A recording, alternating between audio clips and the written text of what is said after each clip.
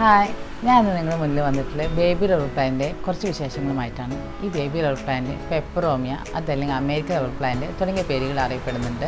ഇതിൻ്റെ ഡിഫറെൻറ്റ് ഷെയ്ഡുകളുണ്ട്. എൻ്റെ കയ്യിൽ 3 ഷെയ്ഡേ ഉള്ളൂ. അത് നിങ്ങൾക്ക് ഞാൻ കാണിക്കാം. ഇതിൻ്റെ കൂടെ തന്നെ ഇതിൻ്റെ കെയറും കാര്യങ്ങളും വിശദമായിട്ട് നിങ്ങൾക്ക് പറഞ്ഞു തരാം.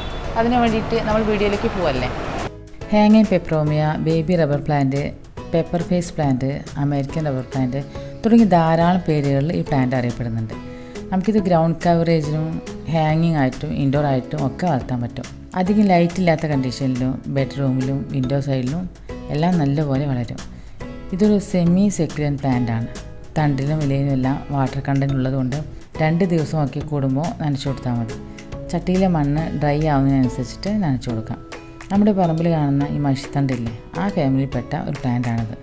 ഈ പ്ലാന്റിൻ്റെ മെയിൻ അട്രാക്ഷൻ അതിൻ്റെ വാക്സി ആയിട്ടുള്ള ഇലകളും അതുപോലെ നല്ല കട്ടിയിൽ വാട്ടർ കണ്ടന്റുള്ള ഇലകളിൽ ഈ വെരിഗേഷൻസ് വരുന്നതാണ്.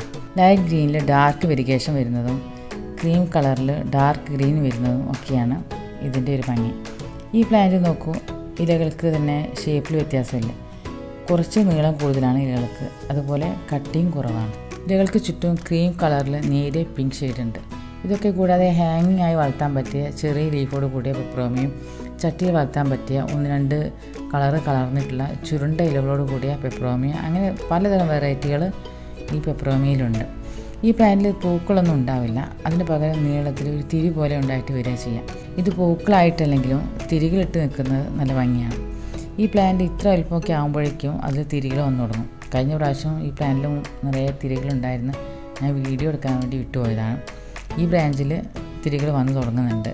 ഇനി ഈ പ്ലാന്റിൻ്റെ സൺലൈറ്റിനെ പറ്റി പറയുകയാണെങ്കിൽ ഡയറക്റ്റ് സൺലൈറ്റ് തട്ടാൻ പാടില്ല. ഇതിൻ്റെ ഇലകൾ ബേണായിപ്പോൾ. എന്നാൽ ഇൻഡയറക്റ്റ് ആയിട്ടുള്ള ബ്രൈറ്റ് സൺലൈറ്റ് ഇതിന് വേണ്ടതാണ്.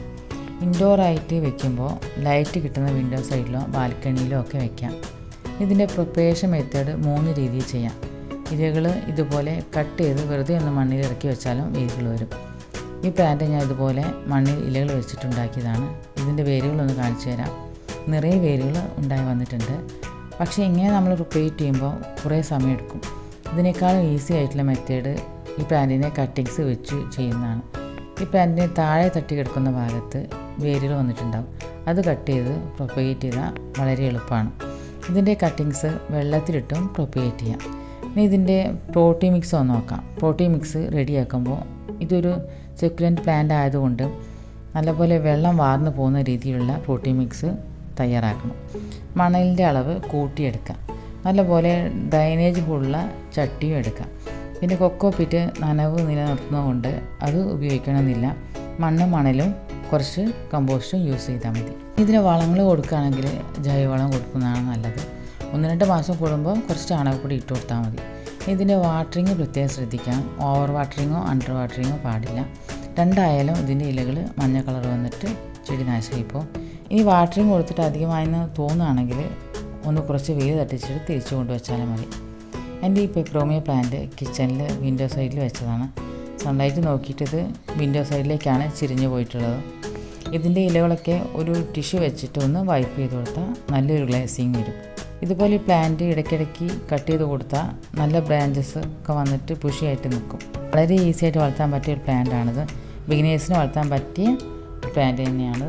അപ്പോൾ ഇന്നത്തെ വീഡിയോ നിങ്ങൾക്ക് എല്ലാവർക്കും ഇഷ്ടമായി കാണുന്ന കരുതാണ്. ഇഷ്ടമായെങ്കിൽ ലൈക്ക് ചെയ്യാനും ഷെയർ ചെയ്യാനും മറക്കരുത്. സബ്സ്ക്രൈബ് ചെയ്യാത്തവരുണ്ടെങ്കിൽ അതുകൂടി ചെയ്ത് തന്നെ സപ്പോർട്ട് ചെയ്യാം.